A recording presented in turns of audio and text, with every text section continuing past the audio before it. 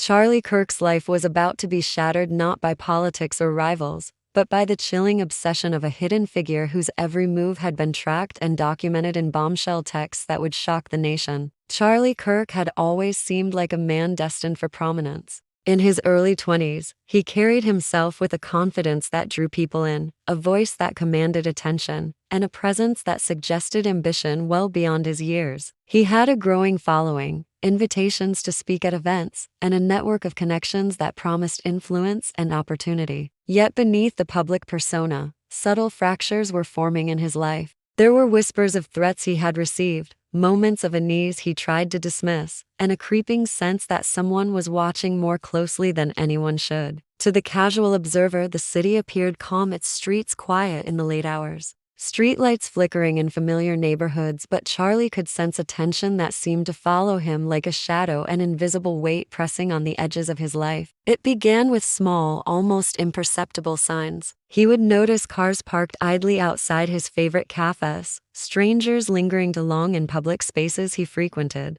and odd digital activity that suggested someone was tracking his movements online. Charlie brushed most of it off, attributing it to the normal scrutiny faced by public figures. Friends offered reassurance, but the unease persisted, subtle and relentless, like a faint pulse beneath the surface of everyday life. There were messages, too anonymous notes, cryptic warnings, and hints that someone knew more about his life than they had any right to know. Each one seemed designed not to terrify outright, but to unnerve, to make him question what was real and what was imagined. Meanwhile, across town, a figure moved in shadows with purpose. In a cramped apartment filled with notebooks, maps, and digital screens, someone was meticulously documenting every aspect of Charlie's daily routine. Nothing was left to chance appointments, habits, social interactions, even minor details about friends and family were cataloged. This individual's obsession was methodical, obsessive, and unnervingly detached, a study in patience and quiet malice.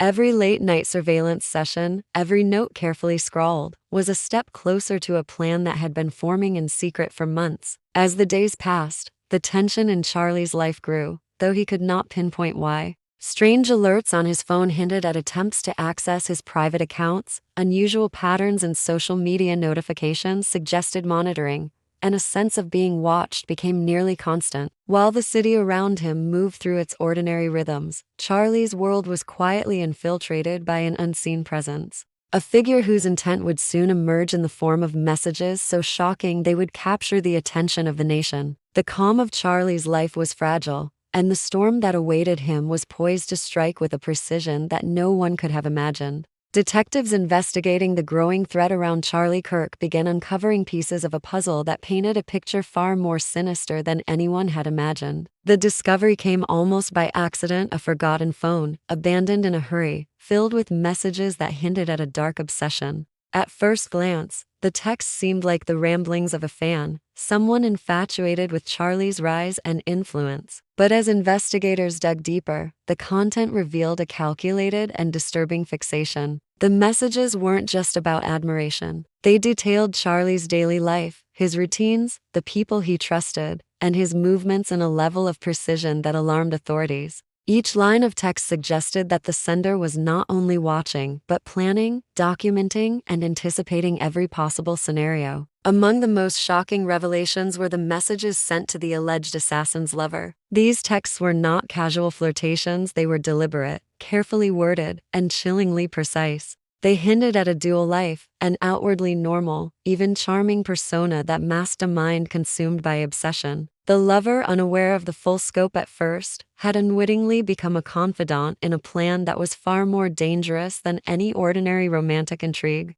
Each message carried details that only someone meticulously following Charlie's life would know, from his attendance at public events to his private interactions. Investigators realized these messages were like breadcrumbs, offering clues to the mind of someone capable of extreme actions. Digital footprints revealed a pattern of surveillance. Social media activity, online interactions, and even subtle observations of Charlie's public appearances suggested that the alleged assassin had been monitoring him for months. GPS data from devices, timestamps from social media posts, and records of public transportation revealed a meticulous approach, one that was methodical and unnervingly patient. The level of detail implied premeditation. This was not a passing obsession, but a carefully constructed plan that had been evolving over time. The discovery of these texts shifted the investigation in a dramatic way. Authorities had initially treated warnings as potential threats, but the content of the messages indicated something far more urgent. The lover, who had initially thought the messages were merely personal expressions of affection, became a key witness and source of critical evidence. Through these texts, investigators could trace the mindset of the alleged assassin, revealing a disturbing combination of cunning, patience, and intent. What began as concern over a rising public figure, as safety now revealed a story of obsession that had been quietly growing in the shadows, threatening to erupt into violence. The city, unaware of the danger lurking so close, stood on the edge of a revelation that would shake the community and redefine the meaning of threat. As investigators continued to piece together the life of the alleged assassin, it became clear that the plan against Charlie Kirk was neither impulsive nor spontaneous. Every move had been calculated, every detail accounted for, and every possibility considered. The texts sent to the lover, once thought to be simple confessions of obsession, were actually a meticulous record of progress and strategy. They revealed step-by-step observations of Charlie's life, notes on routines, and even potential weaknesses that could be exploited. The obsession had evolved into a blueprint for action, a chilling roadmap that exposed just how far someone could go when consumed by fixation and intent. The depth of planning stunned investigators. The alleged assassin had studied Charlie's daily schedule with obsessive precision, memorizing patterns, noting travel routes, and identifying moments of vulnerability. Even seemingly mundane habits, favorite coffee shops, jogging paths, and habitual stops were cataloged with care. The texts hinted at rehearsals of scenarios, contingency plans for every possible disruption, and contingency measures that accounted for police intervention or unexpected variables. It was as if the mind behind the messages was constantly running simulations, calculating outcomes, and refining strategies. This level of methodical preparation elevated the threat from a vague fear into a concrete, dangerous reality. Investigators also noticed a disturbing emotional detachment in the texts. The alleged assassin described plans with a clinical precision, as though documenting a project rather than plotting harm against a human being. The lover, reading these messages, had been exposed to the cold calculation hidden beneath a charming facade.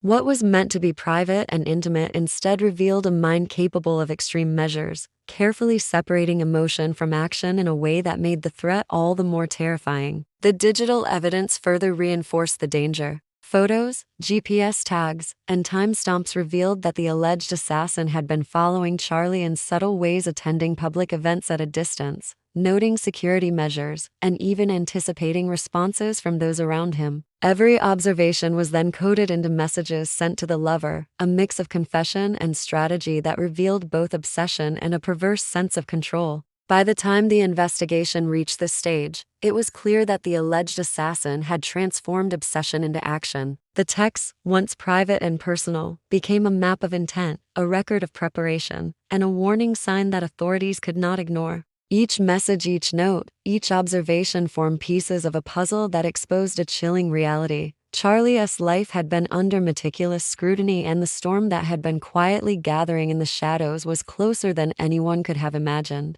Just when investigators believed they had a full understanding of the alleged assassin's intentions, an unexpected revelation turned the case on its head. The lover, whose messages had initially seemed to provide critical insight, revealed that not everything in the text was as straightforward as it appeared. Some messages, carefully crafted and intentionally misleading, were designed to test loyalty, gauge reactions, and manipulate perception. What had been interpreted as evidence of direct intent was now understood as part of a larger psychological game, one that extended beyond mere obsession and into a realm of calculated deception. This discovery forced authorities to rethink every assumption they had made about the timeline, the level of threat, and even the personality of the alleged assassin. The manipulation ran deeper than anyone anticipated. The lover's role, once believed to be accidental, had in fact been engineered. The texts sent to them were a controlled channel, a means of testing the boundaries of trust and discretion. The alleged assassin had deliberately inserted false leads and half-truths, creating confusion that shielded the real intentions from view.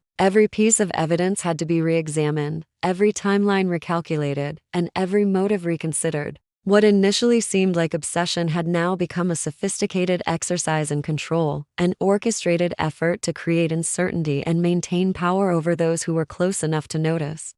Public attention grew as the story came out. News outlets and social media spread the tale of obsession and danger, but few people understood the real trick being played. Most focused on the dramatic parts, not realizing that the alleged assassin's plan was mostly psychological, designed to create confusion and mislead everyone. Investigators had to work not only against time, but also against carefully created illusions, trying to figure out what was real while keeping Charlie safe. The twist also showed how clever the alleged assassin was. They had expected authorities to read messages, the lover to share texts, and that every move would be watched. By mixing lies with obsession, they created a layer of protection, keeping the real plan hidden. The threat wasn't just physical anymore, it was mental, a battle of wits between a hidden manipulator and the people trying to stop them. It became clear that the alleged assassin's ability to confuse and control perception was just as dangerous as any physical attack. The texts, once seen as simple signs of obsession, now revealed a darker truth, a mind focused on control, able to use allies as pawns, and skilled at staying ahead of investigators. The story wasn't just about a possible attack anymore, it was about deception, cleverness, and how obsession can turn into a dangerous weapon. In the last stage of the investigation, authorities started to see the full plan. Every little detail and message now mattered. The texts to the lover were more than signs of obsession, they became a guide to understanding a dangerous mind. Analysts tracked online activity, checked timestamps, and looked at social media to make a timeline, showing not just intent but careful planning. What seemed like random notes turned out to be a clear, dangerous strategy. The breakthrough came when authorities matched coded messages to real locations and events. Hidden in normal-sounding phrases were instructions, confirmations of surveillance, and plans for possible encounters. The level of planning was shocking. The alleged assassin had thought about interruptions, police responses, and even public attention, making backup plans for everything. Investigators realized that without noticing these messages, a violent act might have happened. The texts, once private and secret, now helped stop a tragedy. When the lover gave all the messages to authorities, the full picture emerged. Every detail helped reconstruct the plan and the mind behind it. The obsession became a real threat, and the cold, careful way the alleged assassin wrote the messages showed just how dangerous they were.